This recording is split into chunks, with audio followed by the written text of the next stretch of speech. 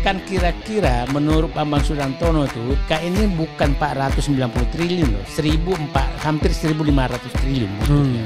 Yeah. Mending kehilangan 70 triliun daripada kehilangan 1.500. Oke. Dan kehilangan tanah yang diperkuasai orang 190 tahun. Dan kira-kira pilihannya begitu. Terus mau diapakan itu? Ya. Ya jadikan aja ibu kota Kalimantan Utara kek.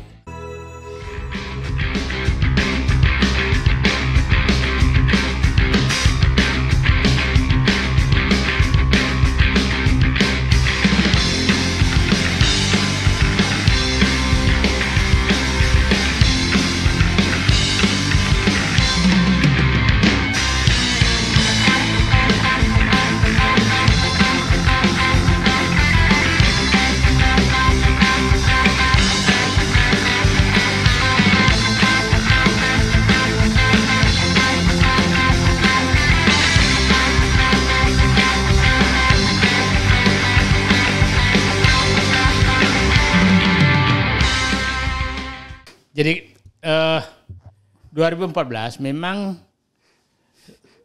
kan saat itu masih PNS. PNS kan nggak boleh menjadi tim sukses. Tapi di balik layar saya karena pasangan dengan Pak JK, Pak Yusuf Kalla. Oke. Nah, Pak Yusuf Kalla salah satu patron politik saya. Jadi saya tim suksesnya Pak JK di balik layar lah. Oke. Membantu semuanya. Nah terus dan saya lihat bahwa sampai 2016 Pak Jokowi itu di jalan lurus loh. Terlihat dari menteri-menteri yang diangkat. Ada Rizal Ramli, Sudirman Said, Anies Baswedan, Ferry Musial Baldan. Itu aktivis-aktivis yang lurus. Ya kan yang punya. Rini Sumarno juga track recordnya bagus.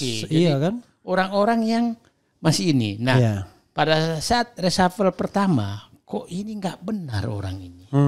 Tapi sebenarnya saya muncul kecurigaan tuh pada saat kami sedang bongkar Papa Minta Saham. Papa Minta Saham 2015. Ya. Nah itu kan ribut sekali. Dan saya dengan Pak Sudirman Said betul-betul ini harus dibongkar. Oh waktu itu posisi saya staf khusus menteri ESDM. Oke. Dan yang semua dokumen tentang Papa Minta Saham di kantong saya. Oke. Saya paham betul semua. Nah, terus kita ditegur, diminta menghentikan. Nah, di situ saya bilang, oh ini orang ini di publik mau dapat namanya, tapi di dalam kita ditekan.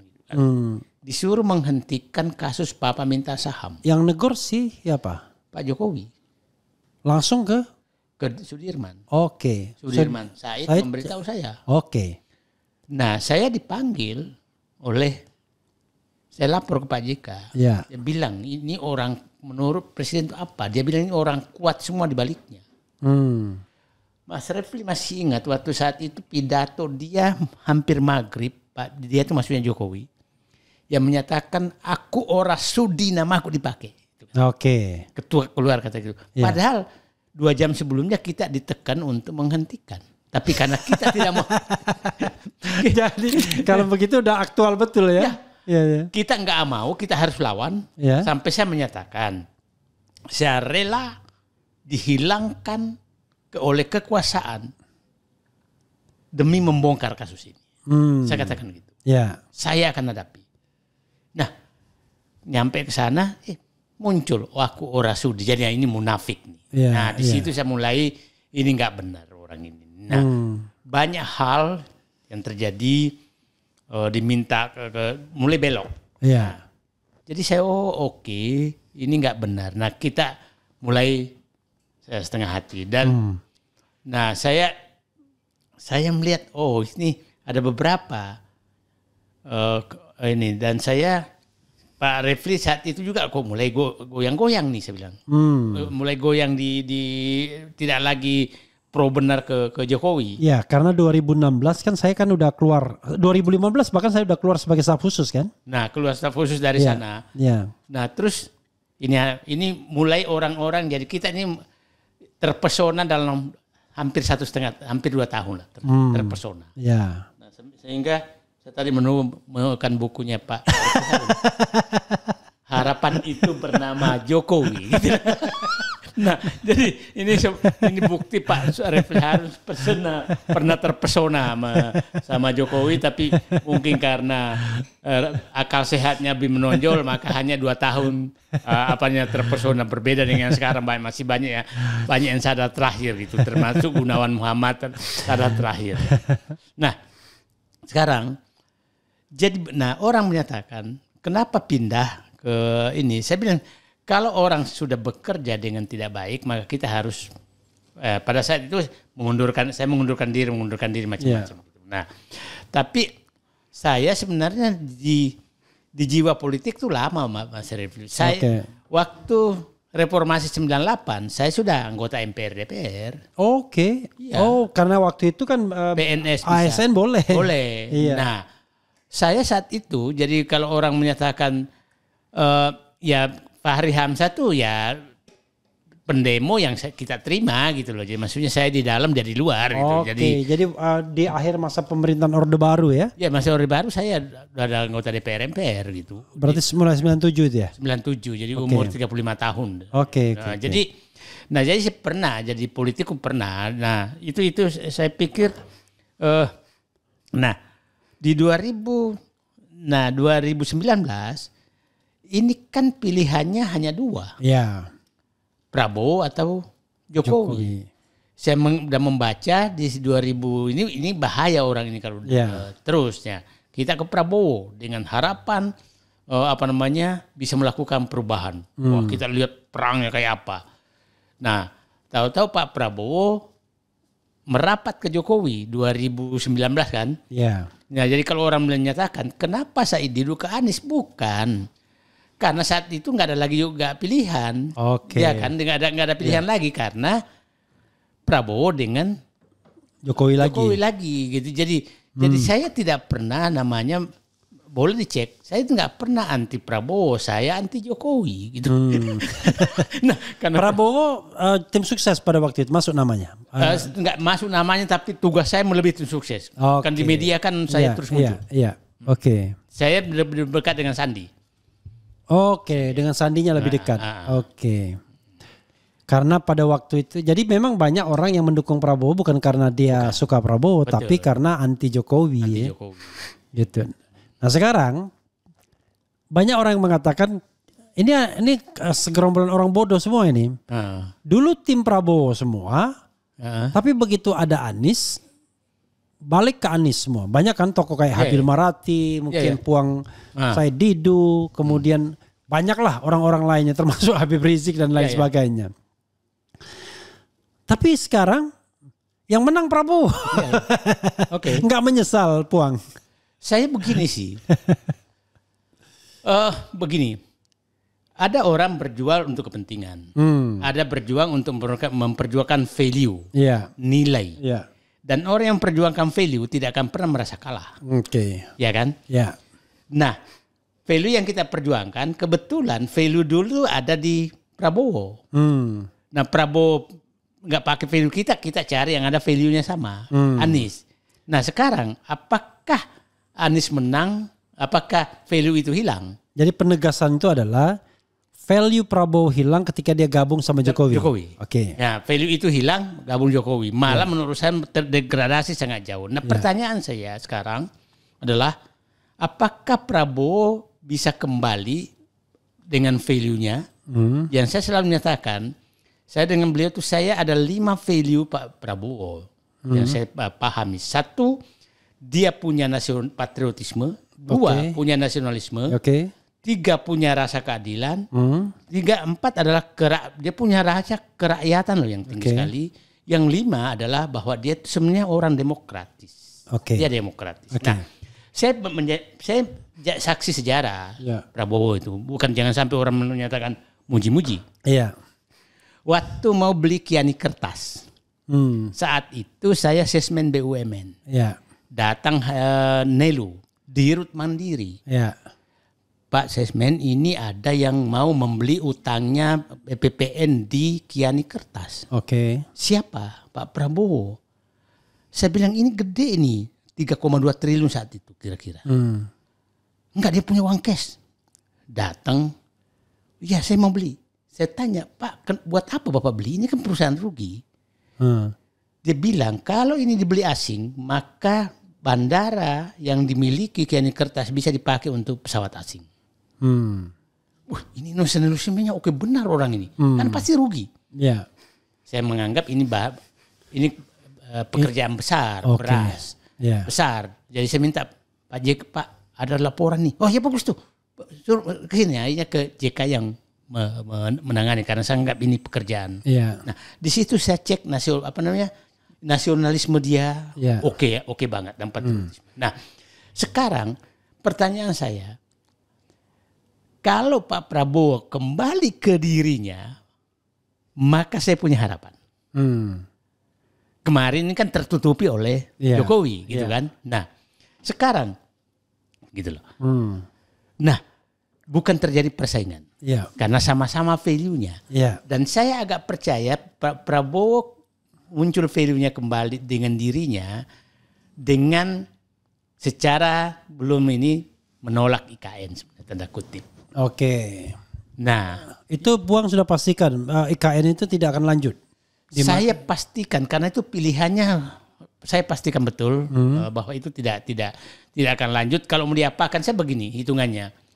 Ini kan udah terbuang 72 triliun. Ya kan? Kalau dilanjutkan dan tidak ada investor, maka kan kira-kira menurut Bambang Sudantono itu IKN ini bukan 490 triliun loh. Hampir 1.500 triliun butuhnya anggaran. Mending kehilangan 70 triliun daripada kehilangan 1.500 triliun. Dan kehilangan tanah yang diperkuasai orang 190 tahun. Kan kira-kira pilihannya begitu. Terus mau diapakan itu? Ya jadikan aja ibu kota Kalimantan Utara kek. Nah, Kalimantan Timur. Jadi kalau saya sih dihadapkan, dan Pak Prabowo sepertinya memahami itu. Yang kedua, saat pembahasan tentang UKT, biaya UKT mahasiswa, kan dia menyatakan langsung kalau perlu gratis. Artinya sudah muncul rasa yang kita harapkan kerakyatan itu. Nah, jadi terus muncul pernyataan kan, buat apa bangun jalan tol, buat apa bangun IKN kalau negara tidak aman. Nah, jadi saya lihat mulai muncul pribadinya gitu. Itu jadi kalau saya menyatakan jauh lebih berharap saya Pak Prabowo, kan begini, kita harus ini juga Pak Mas Refli, ini politis benar. Lebih mungkin bisa salah saya. Kita tahu bapaknya dia kan Pak Sumitro Joyokusumo kan sosialis, partai PSI, bukan PSI sekarang, Partai Sosialis Indonesia gitu kan, yang diambil Pak Harto kan, pada saat itu, pada saat dia pulang, itu saya melihat bahwa Pak Prabowo ini kan kelihatannya masih akan turun tuh. Nah, negara ini saya lihat dengan semakin menguatnya kapitalis, termasuk di politik. Maka perlu orang yang berjiwa sosialis yang meluruskan. Nah, saya melihat di Pak Prabowo muncul, dan kita lihat tahu Pak Prabowo kan berjiwa sosialis yang menikmati keteraturan bagaimana negara dikelola selama Orde Baru. Keteraturan loh, bukan kebenaran, tapi keteraturan loh yang. Nah, saya ingin bahwa dia sekarang programnya kan betul-betul kan kembali kayak dulu. Pak Harto tuh pangan, papan, ya kan? Pangan, papan, pendidikan, kan kesehatan itu kan. Nah, saya melihat ke sana. Jadi saya takutnya, saya berharap sih mereka muncul terhadap dirinya sendiri gitu loh. Gitu. Walaupun Puang belum dilantik saja, rombongannya sudah ke BUMN. Lalu menterinya sudah nepotisme. Gini, saya ingin introduction dulu bahwa kadang-kadang idealisme itu harus diuji dengan realitas kan kadang-kadang. Ya, saya juga menyesalkan itu terjadi. Saya menyesalkan itu terjadi Sampai saya berpikir sekarang di titik yang puncak pemikiran saya, apakah para tokoh, para jenderal, para pimpinan parpol itu masih punya patriotisme, masih punya nasionalisme, masih punya integritas, masih punya etika dan moral mengelola negara ini. Itu yang ada di pikiran saya. Nah, pertanyaan saya adalah tadi kan langsung banyak sekali nih yang dimasukkan ke BUMN. Akhirnya saya juga jadi berpikir kembali, ini apakah saya tidak kecewa terhadap harapan saya terhadap Prabowo dengan 5 modal tadi. Nah, saya masih timbul lagi loh kok kayak begini sih. Gitu loh. Maka belum lagi kalau kita misalnya ikut food estate misalnya, pembelian pesawat bekas gitu. Ya. Nah, jadi saya sih saya masih tetap menggugah presiden terpilih kembalilah ke aslimu. Ini agak susah sih membenarkan mengangkat pimpinan parpol. Coba contoh aja lah. Komut PLN, Agus Marto tuh kurang apa? Baru setahun udah diganti gitu kan? Iya kan? Nah, ini kan lucu gitu loh. Nah, diganti orang yang dekat sekali dengan Pak Prabowo. Jadi akhirnya harapan saya mulai kemarin tuh kok kayak begini. Kalau wakil menteri itu saya masih memaklumi karena itu kan pengganti tim transisi aja. Jadi tapi keluarga. Ya. Nah, itu yang problemnya. Jadi sekarang saya pikir saya masih ingat betul perkataan Pak JK. Apakah ini politik sayang anak, sayang keluarga? Apakah negara ini akan bubar dengan politik sayang keluarga? Karena semua sudah begitu. Ya kan, Pak? Tunjukkan orang yang berkuasa itu hanya mikirkan anaknya, mantunya, saudaranya, ya kan. Ini kan yang dan kadang-kadang juga dilulukan orang sekitarnya kan. Ya. Kan seperti misalnya macam-macam lah, Zulhas tiba-tiba Zita Anjani ya kan. Ya. Tuh, kemarin nggak ada hujan, nggak ada angin, Budi Jiwandono. Ya. Jadi ini ada ini atau ini, Sarah Joyo Hadi. Jadi perlu kita suarakan apa ya? Sekarang ini jangan sampai negara jatuh ke komplotan pengelolaan negara yang berbasis sayang keluarga. Ini jadi Puang Dido itu yakin ya kan 5 komponen. Tapi begitu saya sodorkan realitasnya ragu lagi dia. Saya menjadi loh, kok kayak begini. Saya jadi saya berbunga-bunga setelah dia IKN realistis. Mohon maaf aja tentang mau mengevaluasi makan siang gratis juga saya senang loh. Karena pemimpin yang berani mengoreksi dirinya itu jauh lebih bagus daripada pemimpin yang cari popularitas atas pengorbanan rakyat. Itu kan saya lebih menghormati. Loh, tapi kok kemarin nih kok baru beberapa hari kok bertubi-tubi hanya mengangkat orang sekitarnya itu yang menjadi. Dan bertubi-tubinya di perusahaan backbone semua kan? Iya. Pertamina, Komutnya Main ID dan lain sebagainya. Jadi semua tim sukses itu kayaknya belum lagi DPA. Ya. Jadi ya udahlah. Saya gimana lagi tugas kita adalah mengingatkan beliau karena beliau adalah presiden terpilih. Nah, ya saya hanya selalu menyatakan Pak Prabowo kembalilah ke jati diri asli yang saya kenal.